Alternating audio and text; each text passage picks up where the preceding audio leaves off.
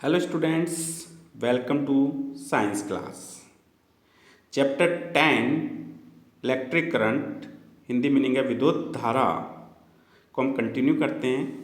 Last video में हमने विद्युत जनित्र टॉपिक स्टार्ट किया था। उसमें हमने विद्युत जनित्र की परिभाषा, सिद्धांत और प्रकार के बारे में पढ़ा था। वहीं से हम वापस से स्टार्ट करते हैं। तो स्टार्ट करते हैं विद्युत जनित्र। देखो, विद्युत जनित्र क्या है? विद्युत जनित्र एक ऐसा साधन है जो यांत्रिक ऊर्जा को विद्युत ऊर्जा में परिवर्तित करता है। परिभाषा पूछी जाती है, विद्युत जनित्र किसे कहते हैं? तो विद्युत जनित्र एक ऐसा साधन है जो यांत्रिक ऊर्जा को विद्युत ऊर्जा में परिवर्तित करता है। फिर पूछा जाता है इसका सिद्धांत, विद्युत जनित्र जो है किस सिद्धांत पर कार्य करते हैं? तो हमारा आंसर होगा विद्युत जनित्र विद्युत चुंबकीय प्रेरण के सिद्धांत पर कार्य करते हैं। तो विद्युत धारा जनित्र का सिद्धांत क्या है? विद्युत चुंबकीय प्रेरण। विद्युत चुंबकीय प्रेरण के सिद्धांत पर जो है विद्युत धारा जनित्र आधारित होते हैं। अब नेक्स्ट टॉपिक है, विद्युत धारा जनित्र कितने प्रकार के होते हैं? तो विद्युत धारा जनित्र मुख्य रूप से दो प्रकार के होते हैं। नंबर एक, प्रत्यावर्ती धारा जनित्र, इंग्लिश मीनिंग है एसी जनरेटर। एसी का फुल फॉर्म है अल्टरनेटिंग करंट। एसी का फुल फॉर्म क्या है? Alternating current. तो एसी जनरेटर आपने देखा होगा, घरों में बल्ब, पंखा, इस्त्री, टोस्टर, फ्रिज आदि सभी स्रोत जो है प्रत्यावर्ती स्रोत से, धारा के प्रत्यावर्ती स्रोत से चलते हैं। ऐसी शादी विवाह, मैरिज हॉल, मैरिज गार्डन में भी जो है बिजली बंद होने पर जो है लाइट डेकोरेशन के लिए एक युक्ति काम में ली जाती है, जो गार्डन के बाहर लगी होती है, जो डीजल से चलती है। वो भी क्या, एक प्रत्यावर्ती धारा जनित्री है। क्या एक प्रत्यावर्ती धारा जनित्री है। तो हम स्टार्ट करते हैं प्रत्यावर्ती धारा जनित्र। पहला क्वेश्चन, प्रत्यावर्ती धारा जनित्र किसे कहते हैं? तो प्रत्यावर्ती धारा जनित्र एक ऐसा साधन है जो यांत्रिक ऊर्जा को प्रत्यावर्ती विद्युत ऊर्जा में परिवर्तित करता है। यानी कि एसी जनरेटर क्या करेगा? यांत्रिक ऊर्जा को जो है प्रत्यावर्ती विद्युत ऊर्जा में बदलता है। अब देखो प्रत्यावर्ती धारा जनित्र की बनावट। तो देखो, इसमें दो ध्रुव N व S होते हैं, जिनके बीच में विद्युत रोधी तांबे के तारों से बनी एक कुंडली ABCD लगी होती है। कुंडली के अंतिम सिरों से पीतल के दो सर्पिवल्य S1 व S2 लगे होते हैं। इनके ऊपर कार्बन के दो ब्रुश B1 व B2 फिसलते रहते हैं। इनसे दो लंबे तार निकले होते हैं, जिनका संबंध गैल्वेनोमीटर से कर देते हैं। आर्मेचर से एक धुरी जुड़ी होती है। यहाँ देखो एक गैल्वेनोमीटर शब्द आया। गैल्वेनोमीटर क्या करता है? गैल्वेनोमीटर परिपथ में धारा की उपस्थिति को संसूचित करता है। यानी कि धारा परिपथ में प्रेरित हुई है या नहीं, इसकी उपस्थिति को गैल्वेनोमीटर जो है संसूचित करता है। तो हम बात करते हैं वापस से बनावट की। ये बनावट का डायग्राम है प्रत्यावर्ती धारा जनित्र। बोर्ड एग्जाम में क्वेश्चन पूछा जाता है, पूछा भी गया है। प्रत्यावर्ती धारा जनित्र का नामांकित आरेख बनाइए। प्रत्यावर्ती धारा जनित्र का नामांकित आरेख या चित्र बनाइए। माध्यमिक पूरक परीक्षा 2019 में ये प्रश्न पूछा गया है। अच्छा क्वेश्चन है जो अधिकांश पूछा जाता है। चित्र, ठीक है, तो ये चित्र आपको वहाँ बनाना होगा। अब हम बात करते हैं इसकी बनावट की। इसकी बनावट की देखो, इसकी बनावट में ये क्षेत्र चुंबक है, ये क्षेत्र चुंबक है, ये क्षेत्र चुंबक है, ये भी क्षेत्र चुंबक है। ये आर्मेचर है ABCD। ABCD क्या है? आर्मेचर। ये सर्पिवल्य S1 S2 और ये ब्रुश B1 व B2। तो हम कह सकते हैं इसकी बनावट के चार प्रमुख भाग होते हैं। पहला भाग क्षेत्र चुंबक, पहला भाग क्या हो गया? क्षेत्र चुंबक। दूसरा भाग क्या हो गया? आर्मेचर। तीसरा भाग क्या हो गया? सर्पिवल्य। और चौथा भाग क्या हो गया? जो है आपके ब्रुश। अब देखो क्षेत्र चुंबक, इसे एक अति शक्तिशाली नाल के आकार का चुंबक NS होता है, जिसे क्षेत्र चुंबक कहते हैं। ये अति शक्तिशाली नाल के आकार का चुंबक होता है। इसमें दो ध्रुव हो गए, उत्तरी ध्रुव, और ये S क्या हो गया? दक्षिणी ध्रुव। दूसरा आर्मेचर या कुंडली, दूसरा क्या है यहाँ पे आर्मेचर या कुंडली ये है। तो देखो इसमें कच्चे लोहे के ढांचे पर लिपटी विद्युत रोधी तांबे के तार की कुंडली ए बी सी डी है। क्या है ए बी सी डी। तो ये हो गई आपकी आर्मेचर या कुंडली। नेक्स्ट लेते हैं हम सर्पी वल्ले। कुंडली के सिरे ये ए सिरा है और ये क्या है डी सिरा है। कुंडली के सिरे ए और डी को अलग अलग प्रतिकट धात्विक बल्ले S1 और S2 से जोड़ा गया है। S1 और S2 से जोड़ा जाता है। ये बल्ले कुंडली के घूमने से उसके साथ साथ घूमते हैं। तो ये हो गया सर्पी बल्ले। S1 और S2 क्या सर्पी बल्ले, इन्हें कुंडली के A व D सिरों से जोड़ा जाता है। ये बल्लेज जो है वो कुंडली के साथ ही क्या होते हैं घूमते हैं। नेक्स्ट देखो इसमें है ब्रुश। अपन ब्रुश की बात करें तो यहाँ B1 और B2 दो ब्रुश हैं। ये कार्बन या किसी धातु की पत्ती से बने होते हैं जिनका एक सिरा तो वलय को स्पर्श करता है और दूसरा सिरा जो है वो बाहरी परिपथ में इस लोड से जुड़ा होता है। देखो B1 का एक सिरा सर्पी वल्ले से, इसका भी एक सिरा सर्पी वल्ले से, इसका दूसरा सिरा लोड से और इसका भी दूसरा सिरा किससे जुड़ा होता है लोड से जुड़ा होता है। तो ये हो गई इसकी बनावट। तो मैंने बनावट के कितने भाग बताए, 4 भाग बताए। नंबर 1 क्षेत्र चुंबक, नंबर 2 आर्मेचर या कुंडली, नंबर 3 सर्पी वल्ले और नंबर 4 ब्रुश। तो ये हो गई प्रत्यावर्ती धारा जनित्र की बनावट। अब हम बात करते हैं इसकी कार्य विधि की, भाई ये कैसे काम करता है। तो एक बार तो मैं पहले जो हमने लिखी है उसकी रीडिंग लगा के बताता हूँ। जब यांत्रिक स्रोत से धुरी को घुमाया जाता है तो आर्मेचर भी घूमता है जिससे कुंडली में चुंबकीय फ्लक्स में परिवर्तन हो जाता है, जिसमें कुंडली में प्रेरित धारा उत्पन्न हो जाती है और ये विद्युत धारा कुंडली से सर्पिवल्यों में आती है और सर्पिवल्यों से कार्बन ब्रुश से होती हुई जो है तारों में चली जाती है। यहाँ से गैल्वेनोमीटर में आती है, यानी कि कह सकते हैं लोड में आती है, जिससे इसकी सुई विक्षेपित हो जाती है। स्पष्टीकरण, जैसे ही कुंडली को वामावर्त दिशा में घुमाते हैं तो चुंबकीय फ्लक्स में परिवर्तन होता है जिससे कुंडली में विद्युत धारा A B C D दिशा में प्रवाहित होने लगती है। फिर ये धारा कार्बन ब्रुश B1 से B2 में घूर्णन करती है। भुजा AB के स्थान पर CD तथा CD के स्थान पर AB आ जाती है जिससे प्रवाहित धारा की दिशा बदलकर DCBA हो जाती है, जिससे ये धारा कार्बन ब्रुश B2 से B1 की ओर प्रवाहित होती है। अर्थात हम देखते हैं कि हर आधे घूर्णन में धारा की दिशा बदल रही है, इसे प्रत्यावर्ती धारा कहते हैं। तो देखो एक बार मैं इसे डायग्राम की सहायता से फिर से समझाना चाहूँगा। तो देखो क्रियाविधि या कह सकते हैं कार्यविधि, इंग्लिश मीनिंग एक ही होता है वर्किंग। तो देखो ये आर्मेचर है, ये क्या है आर्मेचर है, ये आर्मेचर है, ये आर्मेचर ABCD आर्मेचर या कुंडली। तो जब आर्मेचर को क्या करते हैं हम यांत्रिक ऊर्जा देकर घुमाते हैं। हमने कहा जनित्र क्या करता है यांत्रिक ऊर्जा को विद्युत ऊर्जा में बदलता है। तो आर्मेचर को किससे घुमाया जाएगा यांत्रिक ऊर्जा। तो इस आर्मेचर को क्या करते हैं हम यांत्रिक ऊर्जा देकर घुमाते हैं। तो कुंडली ABCD से पारित चुंबकीय फ्लक्स में लगातार परिवर्तन होता है और इससे क्या होता है इन कुंडली के सिरों के बीच प्रेरित धारा बहती है। कुंडली के सिरों के बीच क्या होता है प्रेरित धारा बहती है। तो हम बात कर रहे थे।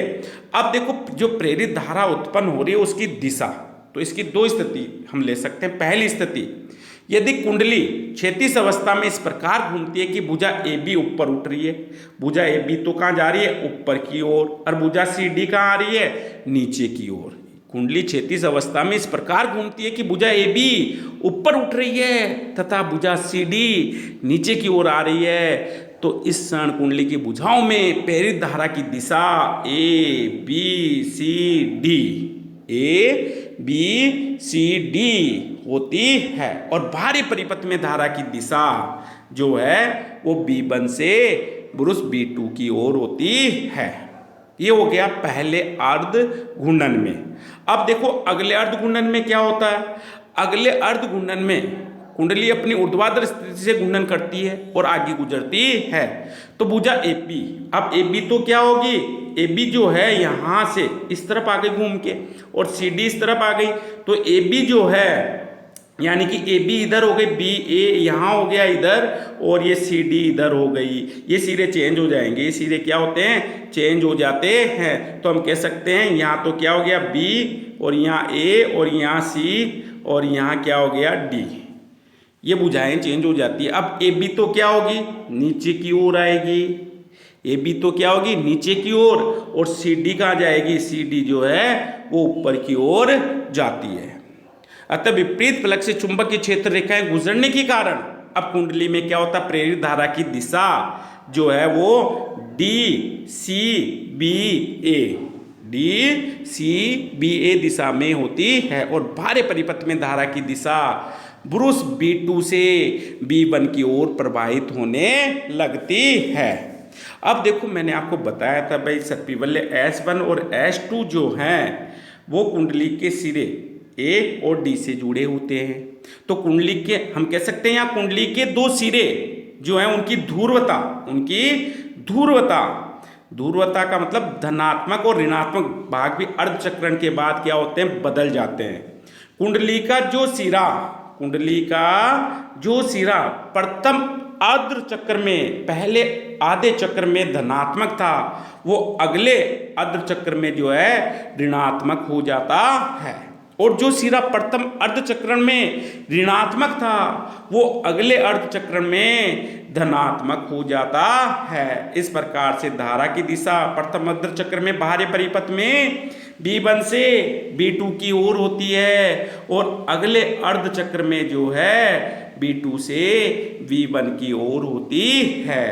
अर्थात यहाँ जो धारा उत्पन्न हो रही है उसकी दिशा व मान समय के साथ परिवर्तित होते हैं, और ऐसी धारा जिसका मान और दिशा समय के साथ परिवर्तित हो जाते हैं प्रत्यावर्ती धारा कहलाती है। भारत में जो प्रत्यावर्ती धारा काम में ली जाती है उसकी आवृत्ति 50 हर्ट्ज है। भारत में जो प्रत्यावर्ती धारा काम में ली जाती है उसकी आवृत्ति 50 हर्ट्ज है, अर्थात प्रत्यावर्ती धारा जनित्र से 50 हर्ट्ज आवृत्ति वाली धारा उत्पन्न करने के लिए कुंडली को 1 सेकंड में 50 बार घुमाया जाता है। अब देखो कुंडली के एक घूर्णन में धारा की दिशा जो है 2 बार बदलती है। कितनी बार बदलती है? 2 बार। और 1 सेकंड में कुंडली कितने घूर्णन करती है? 50। तो 1 सेकंड में कितनी बार बदलेगी? 2 गुणा 50 यानी कि 100 बार। यानी कि भारत में जो प्रत्यावर्ती धारा काम में ली जाती है उसकी दिशा 1/100 सेकंड के बाद बदल जाती है। अब देखो भारत में जो प्रत्यावर्ती धारा उत्पन्न होती है वो किन किन यानी प्रत्यावर्ती धारा जनित्र से, क्वेश्चन पूछा जा सकता है, प्रत्यावर्ती धारा जनित्र से उत्पन्न धारा का मान किन किन कारकों पर निर्भर करता है? तो प्रत्यावर्ती धारा जनित्र से उत्पन्न धारा का मान निम्न कारकों पर निर्भर करता है। नंबर 1 कुंडली में फेरों की संख्या, नंबर 2 कुंडली के क्षेत्रफल पर, नंबर 3 घूर्णन वेग पर, और नंबर 4 चुंबकीय क्षेत्र की तीव्रता पर निर्भर करता है। प्रत्यावर्ती धारा के स्रोत, तो देखो प्रत्यावर्ती धारा के निम्न स्रोत है प्रत्यावर्ती धारा जनित्र, परमाणु ऊर्जा संयंत्र, जल विद्युत स्टेशन, थर्मल पावर स्टेशन आदि जो है ये प्रत्यावर्ती धारा के जो है स्रोत हैं। तो हमने पढ़ा विद्युत जनित्र किसे कहते हैं, ये किस सिद्धांत पर कार्य करता है, ये कितने प्रकार के होते हैं, और फिर हमने पढ़ा प्रत्यावर्ती धारा जनित्र की बनावट और कार्यविधि। अब हमारा नेक्स्ट टॉपिक है, तो एक बार मैं इनको वापस से आपको जो है यहाँ इनके नोट्स जो हैं वो वापस से पेज वाइज दिखाना चाहूँगा। यहाँ से हमने ये लिया पहले, फिर कार्य प्रणाली पढ़ी हमने, यहीं पे देखो एक ये जो ब्रुश है यहाँ वो क्या कार्य करते हैं, ये क्वेश्चन और पूछ लिया जाता है। तो ब्रुशों का कार्य, यदि हम तारों को सीधे ही सर्पी बल्लियों से जोड़ देते हैं तो आर्मेचर के घूमने पर ये आर्मेचर के लिपट जाते हैं, इसलिए इन ब्रुशों को लगाया जाता है। इसके अलावा ये सर्पी बल्लियों से विद्युत धारा लेकर तारों को देते हैं। फिर हमने पढ़ा कार्य प्रणाली, ये इसका डायग्राम, प्रत्यावर्ती धारा के स्रोत और प्रत्यावर्ती धारा की आवर्ती। अब हमारा नेक्स्ट टॉपिक है दिष्ट धारा जनित्र। अगला क्या है, दिष्ट धारा जनित्र। तो देखो हम बात करते हैं दिष्ट धारा जनित्र की। किसे कहते हैं, तो देखो दिष्ट धारा जनित्र एक ऐसा साधन है जो यांत्रिक ऊर्जा को दिष्ट विद्युत ऊर्जा में परिवर्तित कर देता है। तो ऐसा साधन जो यांत्रिक ऊर्जा को दिष्ट विद्युत ऊर्जा में परिवर्तित कर देता है दिष्ट धारा जनित्र कहलाता है। ये किस सिद्धांत पर कार्य करता है, तो आपका आंसर होगा ये भी विद्युत चुंबकीय प्रेरण के सिद्धांत पर ही कार्य करता है। अब देखो अंतर क्या होता है, मैं एक बार से वापस से प्रत्यावर्ती धारा जनित्र के डायग्राम पर चल रहा हूं। यहां देखो इसमें सर्पी बल्ले S1 और S2 है। दिष्ट धारा जनित्र में जो है इन S1 और S2 के स्थान पर जो है कम्यूटेटर C1 व C2 पाए जाते हैं। इतना ही अंतर होता है बनावट में। अब हम चलते हैं दिष्ट धारा जनित्र के डायग्राम पर। तो देखो यहाँ पर जो है इसमें कम्यूटेटर C1 और C2 है। तो प्रत्यावर्ती धारा जनित्र में क्या होता है, कम्यूटेटर C1 और C2 के स्थान पर सर्पी बल्ले S1 और S2 पाए जाते हैं। यानी कि हम बनावट में कह सकते हैं इसमें दो ध्रुव N व S होते हैं जिनके बीच में विद्युत रोधी तांबे के तारों से बनी एक कुंडली लगी होती है जिसे आर्मेचर कहते हैं। कुंडली के अंतिम सिरों पर दो कम्यूटेटर, हिंदी मीनिंग है दिक् परिवर्तक, इन्हें C1 व C2 से प्रदर्शित करते हैं, लगे होते हैं। इनके ऊपर कार्बन के दो ब्रुश B1 व B2 फिसलते रहते हैं। इनमें से दो तार निकले होते हैं जिनका संबंध गैल्वेनोमीटर से कर देते हैं। आर्मेचर एक दूरी से जुड़ा होता है। तो बनावट में अंतर क्या हुआ भाई, प्रत्यावर्ती धारा जनित्र में सर्पी बल्ले S1 व S2 होते हैं, जबकि दिष्ट धारा जनित्र में इनके स्थान पर कम्यूटेटर C1 व C2 पाए जाते हैं। अब हम बात करते हैं कार्य विधि की। किसकी, कार्य विधि की। तो देखो कार्य विधि वही है, हम क्या करेंगे, यांत्रिक ऊर्जा देकर जो इस आर्मेचर या कुंडली को घुमाएंगे। आर्मेचर या कुंडली को क्या करते हैं, घुमाते हैं। तो जब आर्मेचर को चुंबकीय क्षेत्र में घुमाया जाता है तो कुंडली से पारित चुंबकीय फ्लक्स में लगातार परिवर्तन होता है और उससे प्रेरित धारा उत्पन्न होती है। उसमें ब्रुश B1 व B2 की स्थितियां इस प्रकार समायोजित की जाती है कि कुंडली में धारा की दिशा परिवर्तित होती है। तो ठीक उसी समय इन ब्रुशों का संबंध कम्यूटेटर के एक भाग से हटकर दूसरे भाग से हो जाता है और बाह्य परिपथ में धारा की दिशा समय के साथ नियत रहती है। तो देखो हमने इसे यांत्रिक ऊर्जा देकर कुंडली को घुमाया जिससे चुंबकीय फ्लक्स में लगातार परिवर्तन हुआ और यहाँ प्रेरित विद्युत धारा उत्पन्न होती है। और ये प्रेरित विद्युत धारा जो उत्पन्न हुई है उसका प्रवाह जो देखो यहाँ ब्रुश B1 धनात्मक है और B2 क्या है, ऋणात्मक, यानी कि C1 पहले अर्धचक्रण में धनात्मक और C2 यहाँ पहले अर्धचक्र में क्या है, ऋणात्मक। और बाहरी परिपथ में धारा की दिशा जो होती है वो C1 से C2 की ओर होती है। अगले अर्धचक्रण में क्या होता है, जो है कुंडली के साथ ये C2 घूमकर जो है वो B1 के साथ जुड़ जाता है, यानी कि C1 के स्थान पर आ जाता है।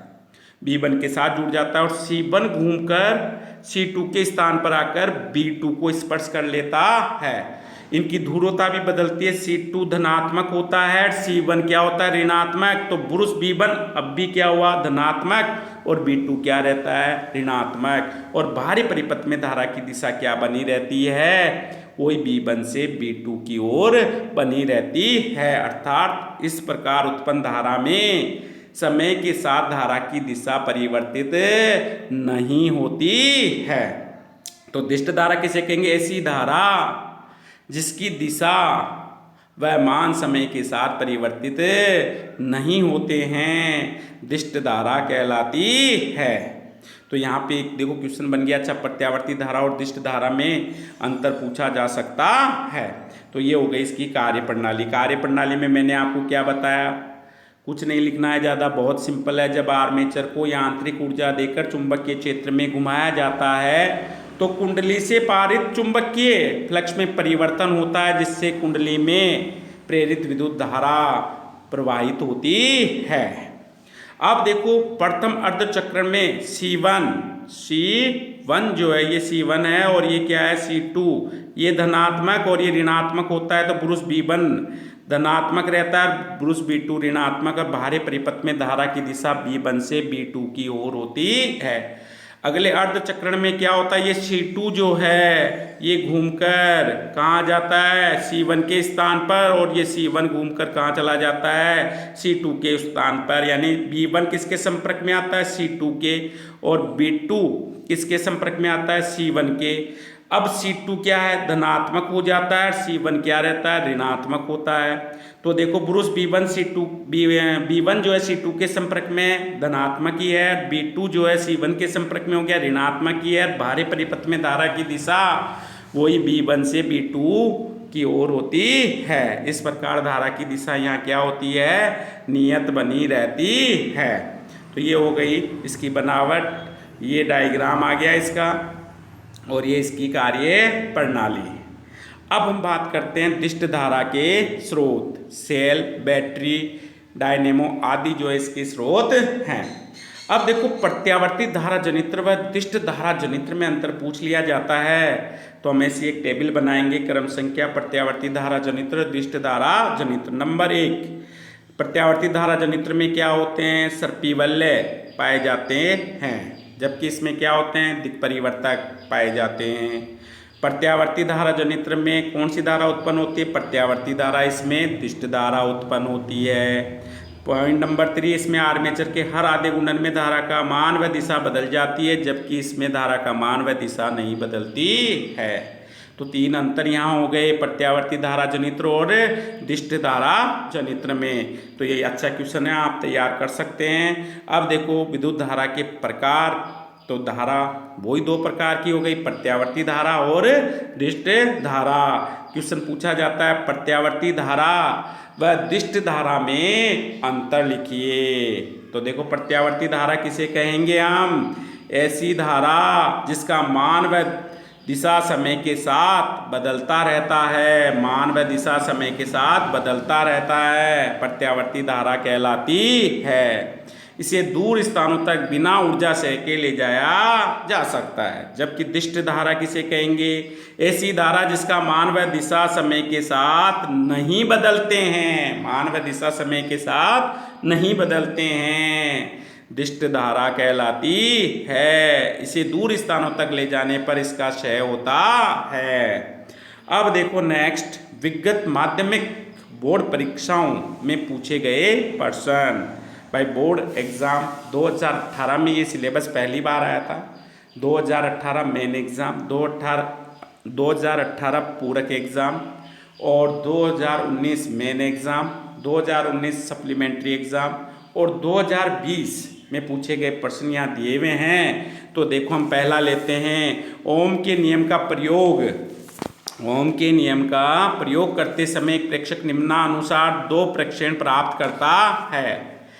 पहला प्रेक्षण, एमीटर का पाठ्यांक का कॉलम दे रखा है, वोल्टमीटर का पाठ्यांक का कॉलम दे रखा है। पहला प्रेक्षण लेते हैं हम, एमीटर का पाठ्यांक यानी कि धारा का मान 0.50 एम्पियर है, तो वोल्टमीटर का पाठ्यांक है 2 वोल्ट।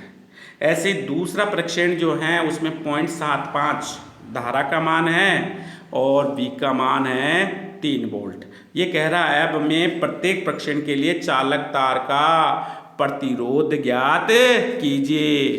तो हमें यहाँ चालक तार का प्रतिरोध ज्ञात करना है। हल करेंगे इसे कैसे, तो हम देखो हल करने के लिए क्या करेंगे, यहाँ पीछे में खाली जगह यूज कर रहा हूँ।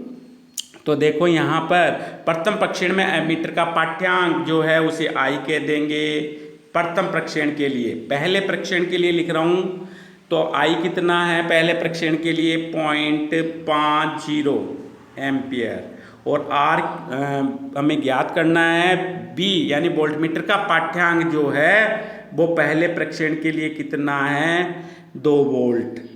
अब आपने ओम का नियम पढ़ा है बी बराबर आई आर, तो आई बराबर क्या हो जाएगा, आई बराबर वी बट्टा आर।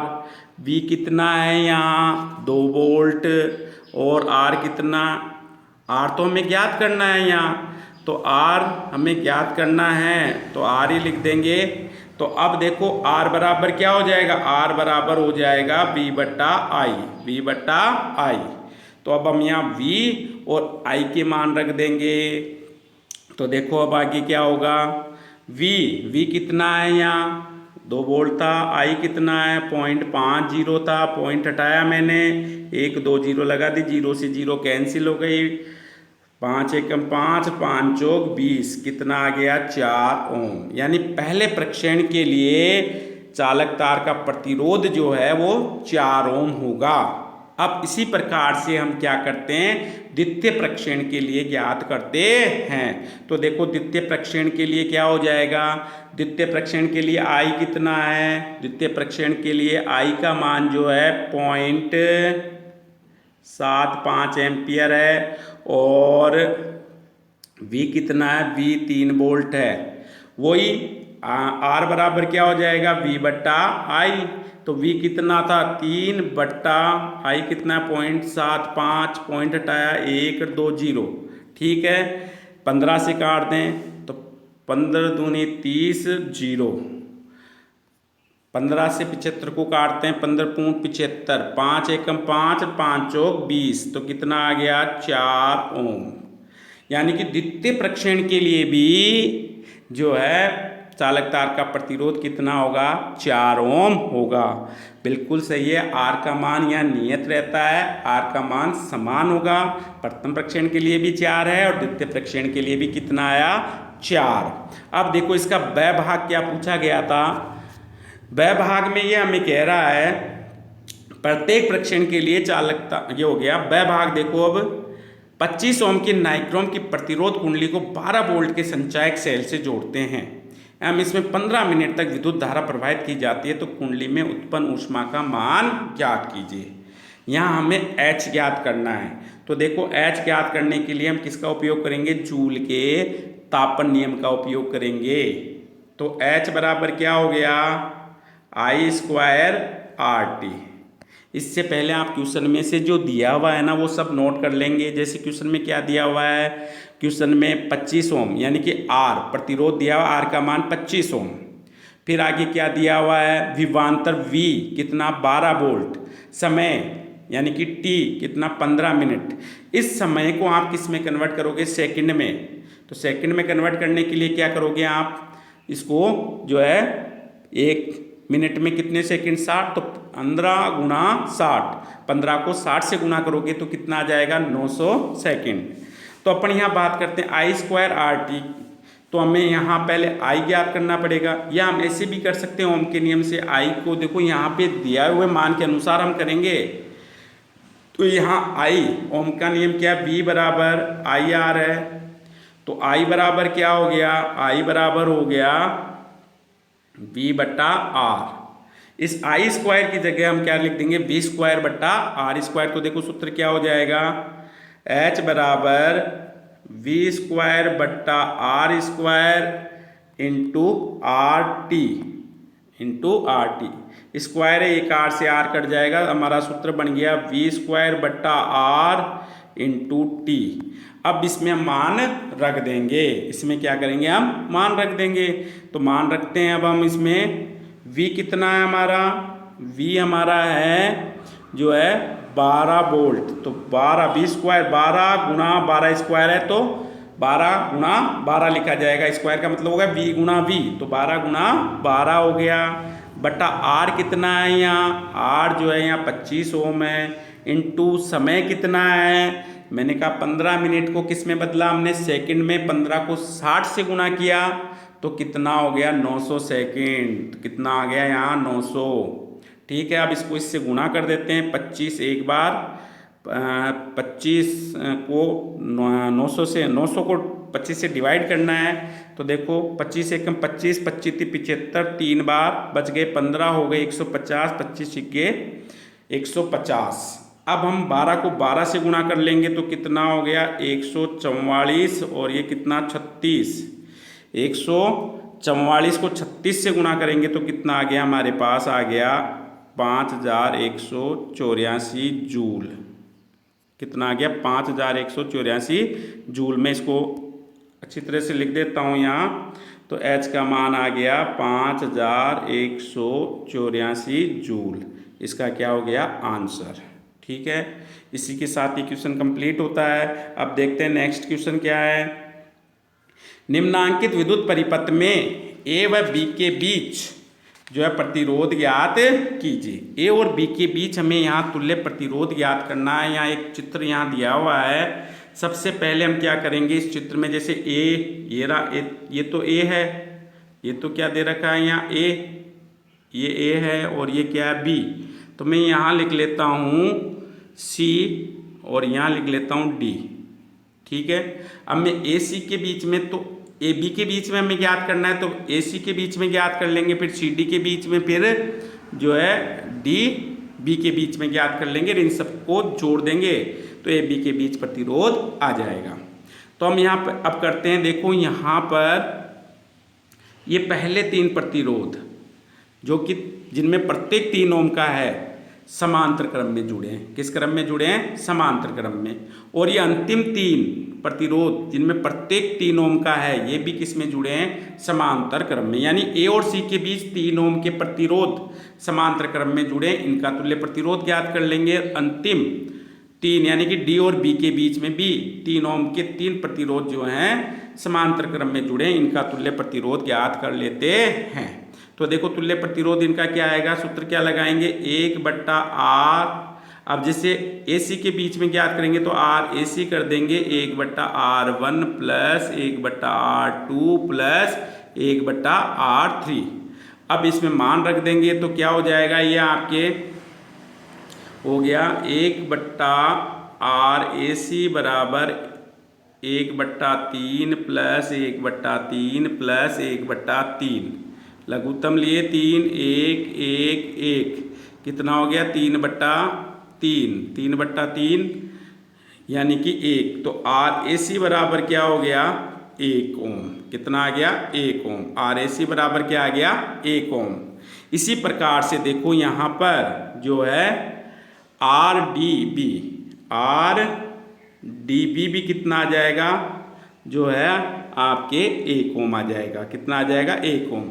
यानी पहले 3 को हमने हल करके 1 ओम कर लिया, अंतिम 3 भी 1 ओम हो गया। अब हम देखते हैं नया परिपथ चित्र कैसा बनता है।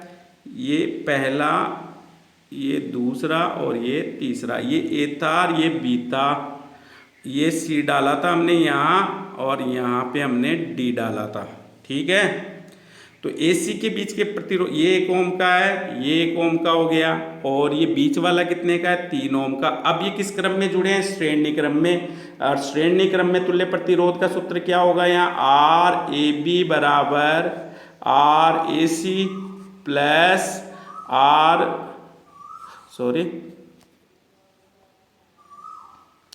यहाँ हम वापस से लेते हैं, श्रेणी क्रम में जुड़ गए तो ये परिपथ चित्र बना लिया था हमने। सूत्र में वापस से लिख रहा हूँ, RAB = RAC plus RCD plus RDB।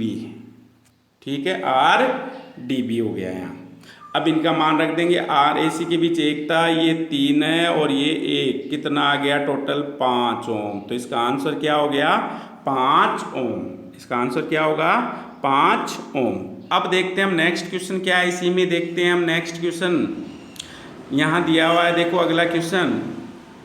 किसी चालक तार में 0.05 सेकेंड तक 4 मिली एम्पियर विद्युत धारा प्रवाहित होती है, तो उस चालक तार में प्रवाहित आवेश की मात्रा ज्ञात कीजिए। देखो यहाँ T दे रखा है 0.05 सेकेंड, ये क्या हो जाएगा T। तो दिया है, मैं T बराबर लिखोगे 0.05 सेकेंड और ये 4 मिली एम्पियर क्या हो गया यहाँ I। तो I बराबर लिखोगे 4 मिली एम्पियर। यहाँ हमें इसे एम्पियर में कन्वर्ट करना होगा, तो I बराबर हो गया 4 गुणा 10 की घात -3 एम्पियर। अब ये एम्पियर में कन्वर्ट हो गया। किस में कन्वर्ट हो गया? ये एम्पियर में। हमें क्या पूछा जा रहा है? क्यू पूछा जा रहा है। क्यू हमें यहाँ ज्ञात करना है। हमने सूत्र पढ़ा था I बराबर Q बटा T। तो Q बराबर क्या हो जाएगा? Q बराबर हो जाएगा उससे IT। I हमारे पास है कितना? 4 गुणा 10 की घात -3, 4 गुणा 10 की घात -3, और T कितना है हमारे पास? 0.05। ठीक है। अब हम क्या करेंगे? इस पॉइंट को हटाते हैं, पॉइंट को हटाते हैं, नीचे 100 हो गए, नीचे कितना हो गया? 100। अब हम क्या करते हैं? 4 को 5 से गुणा कर लेते हैं। 4 को 5 से गुणा किया, 20 गुणा 10 की घात -3 बट्टा कितना हो गया? 100। 0 से 0 को कैंसिल कर देते हैं, और इस 10 की घात 1 को, 10 की घात 1 को ऊपर ले जाएंगे तो ये किसकी हो जाएगी? माइनस की। तो आंसर आपके क्या हो जाएगा? 2 गुणा 10 की घात -4 कूलाम। इसका क्या होगा? आंसर होगा। नेक्स्ट क्वेश्चन देखते हैं अब हम। प्रत्यावर्ती धारा जनित्र की बनावट एवं कार्यविधि का वर्णन कीजिए। सीधा क्वेश्चन है। अभी हमने प्रत्यावर्ती धारा जनित्र पढ़ा है, बनावट पढ़ी है, कार्यविधि वहाँ से लिख लेंगे। नेक्स्ट क्वेश्चन है, 3 प्रतिरोध तार श्रेणी क्रम में जुड़े हैं, इनके तुल्य प्रतिरोध का सूत्र प्राप्त कीजिए। ये हमने पिछले वीडियो में पढ़ा था। जो है श्रेणी क्रम में जुड़े 3 प्रतिरोधों के लिए तुल्य प्रतिरोध का सूत्र व्युत्पन्न करना, वहाँ हमने परिपथ चित्र बनाया था, फिर सूत्र स्थापित किया था। वो ऐसे कैसे इसका पूरा आंसर होगा।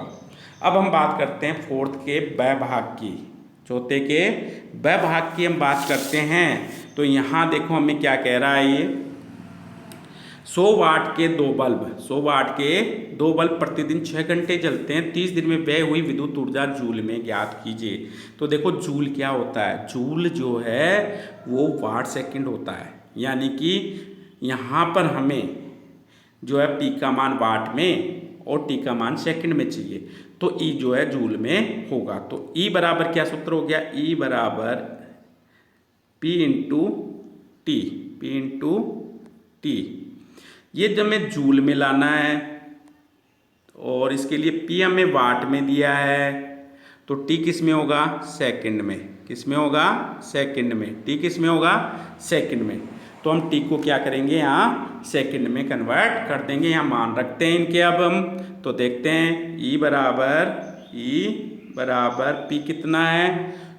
100 वाट के 2 बल्ब, यानी कि 2 गुणा 100, ये हो गया पी। टी प्रतिदिन, यानी कि एक दिन में 6 घंटे। अब कितने, अब यहाँ कितने दिन काम आते हैं? 30 दिन में, तो ये कुल घंटे हो गए 30 दिन के। अब यहाँ ये घंटे में हुआ, हमें ये क्या किस में चाहिए? सेकंड में चाहिए। तो क्या करेंगे? गुणा 3600, गुणा 3600, 3600 से इसको गुणा कर देंगे। तो देखो यहाँ मैं इसको ऐसे कर सकता हूँ, 1 2 3 4 5, मैंने लिख लिया 10 की घात 5। क्या लिख लिया यहाँ? 10 की घात 5। ठीक है।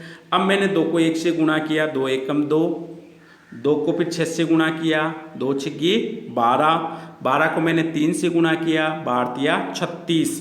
अब 36 को 36 से गुणा करना है, तो 36 का स्क्वायर क्या होता है? 1296। तो 1296 गुणा 10 की घात 5 जूल, इसका क्या हो गया? आंसर। इसका आंसर होगा। अब हम बात करते हैं नेक्स्ट क्वेश्चन की। तो देखते हैं नेक्स्ट क्वेश्चन क्या है। किसी विद्युत बल्ब को 220 वोल्ट के स्रोत से जोड़ने पर उसमें विद्युत धारा 0.5 एम्पियर है। बल्ब का प्रतिरोध व शक्ति ज्ञात कीजिए। ये प्रश्न माध्यमिक परीक्षा 2020 में पूछा गया है। ये प्रश्न कब पूछा गया है? माध्यमिक परीक्षा 2020 में। तो देखो यहाँ पर V कितना दिया हुआ, पहले तो हम यहाँ V देखेंगे, V कितना दिया हुआ है। तो इस क्वेश्चन में देखो V, ये रहा V 200 दिया है, हमें लिखेंगे V बराबर 220 वोल्ट। I कितना दिया हुआ? I ये रहा 0.5 एम्पियर। कितना हो गया? 0.5 एम्पियर। अब हमसे क्या क्या पूछ रहा है? हमसे R पूछ रहा है प्रतिरोध, और हमसे P पूछ रहा है शक्ति, हमको ज्ञात करनी है। तो अब देखो हम इसके लिए क्या करेंगे? ओम के नियम का यूज करेंगे। तो ओम का नियम क्या है भाई, V बराबर आई आर। V किसके बराबर है, आई आर के बराबर है। तो हमें यहाँ ज्ञात क्या करना है, हमें यहाँ जो ज्ञात करना है वो R, तो R बराबर क्या हो गया, V बट्टा आई। सिंपल सा। V कितना है 220 बट्टा I कितना दे रखा है इसमें 0.5। पॉइंट को हटाया मैंने, यहाँ जीरो लग गई, क्या लग गई, जीरो। 5 एकम 5, 5 चौक 20, 2 बचे, 2 के आगे जीरो आते 20, 5 चौक 20, जीरो की जीरो।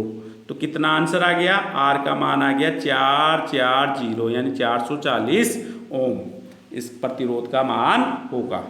अब हमसे दूसरा क्वेश्चन इसमें पूछा गया है शक्ति। अब देखो यहाँ V दे रखा है, I दे रखा है, तो यहाँ हम शक्ति के लिए कौन सा सूत्र काम में लेंगे, P बराबर VI। V कितना है 220 गुणा I कितना है 0.5, नीचे एक है, पॉइंट को हटाया मैंने, जीरो लग गई, जीरो से जीरो की नमस्ते हो गई। 22 को 5 से गुणा करेंगे तो कितना आ जाएगा, 22 को 5 से गुणा करेंगे तो P बराबर 22 पंजे 110। अब शक्ति की इकाई क्या होगी यहाँ, वाट, क्या होगी, वाट। तो आंसर क्या हो गया 110 वाट।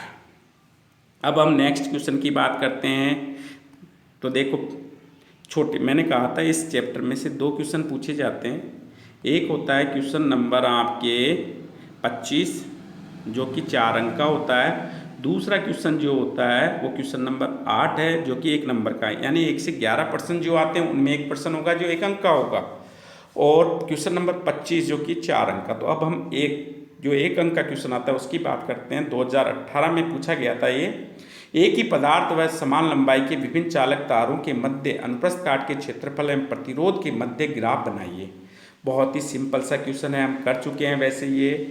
तो देखो किस किस के बीच ग्राफ खींचना है हमें, यहाँ प्रतिरोध और अनुप्रस्थ काट के क्षेत्रफल के बीच हमें यहाँ ग्राफ खींचना है। ये R हो गया, ये A हो गया, ठीक है। ग्राफ कैसा बनेगा, ये बन जाएगा, सॉरी वापस से बना रहा हूँ मैं इसे। ये R ले लिया हमने इस तरफ, और इस तरफ क्या ले लिया, A। ग्राफ इस प्रकार से बनेगा, यानी कि जैसे जैसे अनुप्रस्थ काट के क्षेत्रफल का मान बढ़ता जाएगा उस चालक का प्रतिरोध यहाँ क्या होगा, घटता जाएगा।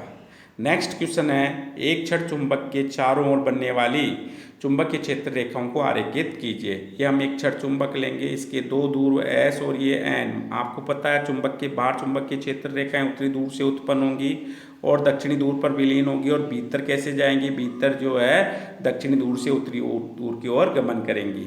तो यहाँ पे मैं एक और दिखा देता हूँ, ये लो, और सॉरी ये काटेंगी नहीं, थोड़ी सी मिस्टेक हो गई, मैं दोबारा ड्रॉ कर रहा हूँ इसको।